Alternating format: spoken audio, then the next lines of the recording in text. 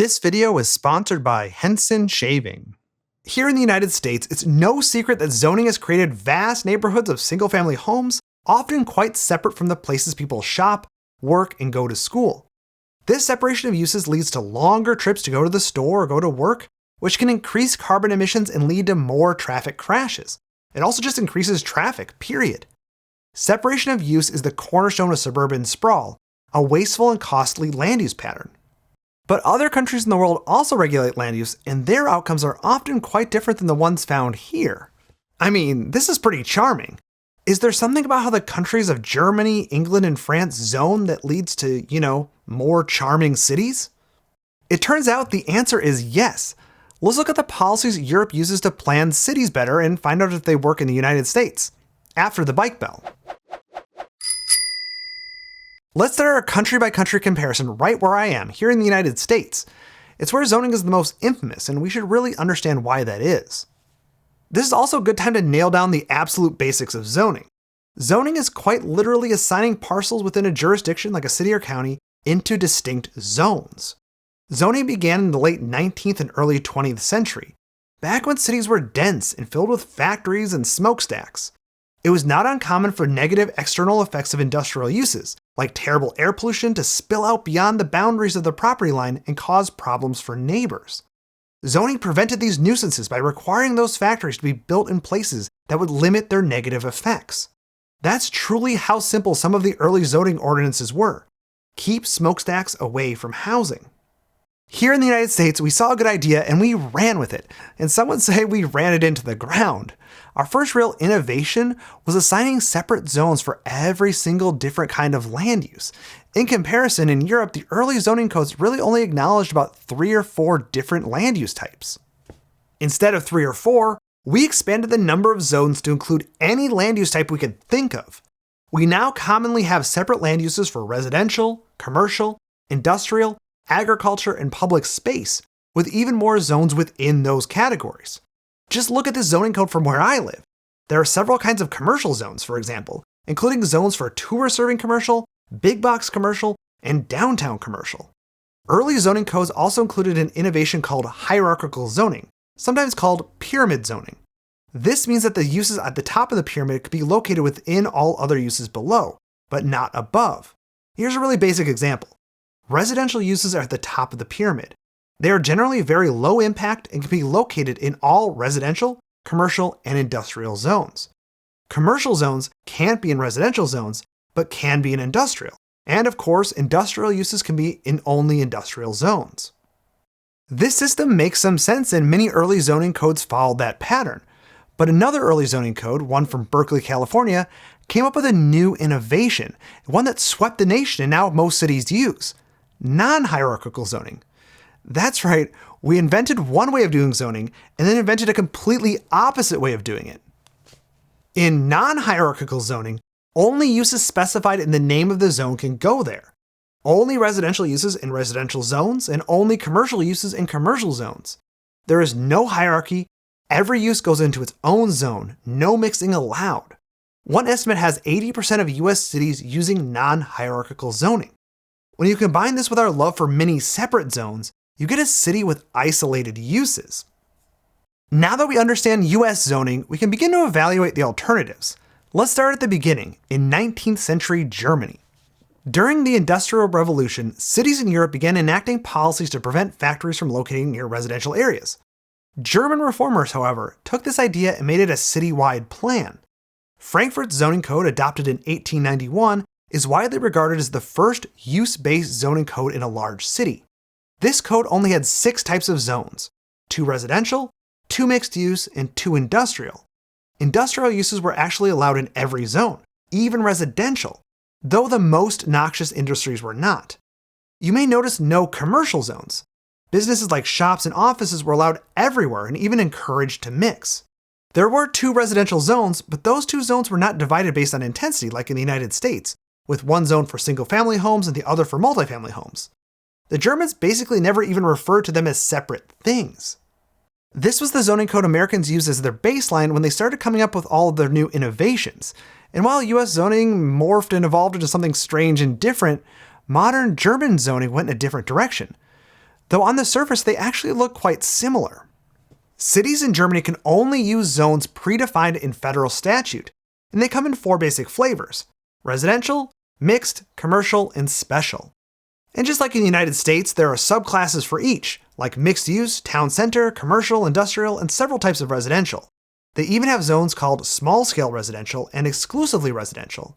But within a small-scale residential zone, cities still allow duplexes, small shops, and even appropriately scaled industry.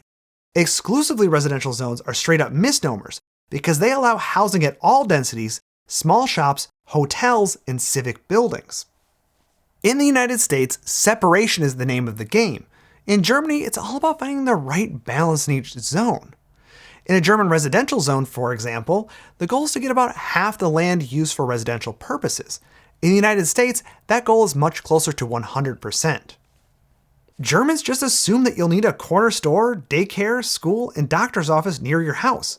Having a neighborhood without these things makes the area worse, and it also just makes no sense to them.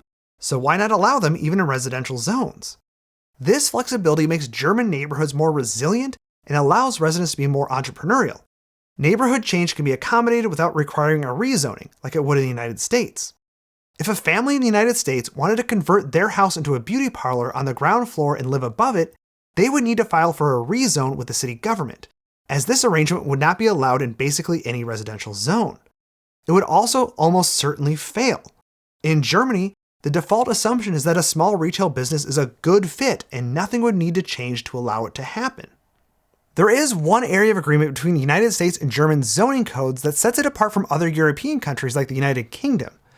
It's the idea that within each zone there are certain land uses that can be built by right, meaning that so long as the developer follows the code, they can assume that they can build whatever they like. In the United Kingdom, no such by right development code exists. Every building is a negotiation between the developer and the local authorities, though the authorities certainly consult local land use plans and other relevant contextual issues. This means the UK essentially manages land use planning on a case-by-case basis. It's so different you probably can't even call it zoning. This system began with the Town and Country Planning Act of 1947 and continues to this day basically. So how does UK's non-zoning work? How do they regulate land use? Well, each community must prepare a local development framework, which is a collection of planning documents including a core strategy that outlines the development vision for the community. The site-specific allocations document outlines the area community identified as ripe for development. Then there are more specific proposals maps, and only areas designated for development are assigned proposed land uses. Uses are divided according to 4 state-defined land use classes: shops and services, business and industrial, residential, and social. There are subclasses, but like in Germany, they are much less strict about which uses are in which classification. There is no clear dividing line between single-family houses and multifamily houses, for example. Hotels are considered residential, and home-based businesses are generally allowed. UK planners, feel free to correct what I just said in the comments. Your system's really foreign to me as a US planner, and I'm sure I messed something up, so let me know. France brings us a little closer to US and German style planning, but only just a little. In France, property owners do have a right to develop, but only if they follow very strict rules and regulations. Those rules and regulations are less concerned about land use and more concerned about the design of buildings, things like heights, setbacks, floor-to-area ratios, and even the number of windows. If you look at a zoning map of Paris, for example, you only see a few zones, and the vast majority is simply zoned general urban. Mixed-use development is allowed basically everywhere, but each area in the city has a very specific form-based code that regulates everything I just mentioned. Floor-to-area ratio is one of the most important, as it specifies the overall volume of the building. FAR, as it's known, is simply a ratio of the size of the parcel to the size of the building's floor plates. So here's an example of an FAR of 1. And here's an FAR of 1 as well, with just 2 stories instead of 1. Within the general urban zone of Paris, there are subsectors that have different FAR values to regulate height and building mass, but all allow some kind of mixed use. Many of France's regulations focus on protecting architectural and urban heritage. They care about the building envelope, but don't care as much about what happens inside. Clearly, the 4 countries I've mentioned in this video all regulate land use, and they all do it quite differently. What can the United States learn from these different examples? Well, the first one I think is just to loosen up on the exclusivity associated with non-hierarchical zoning.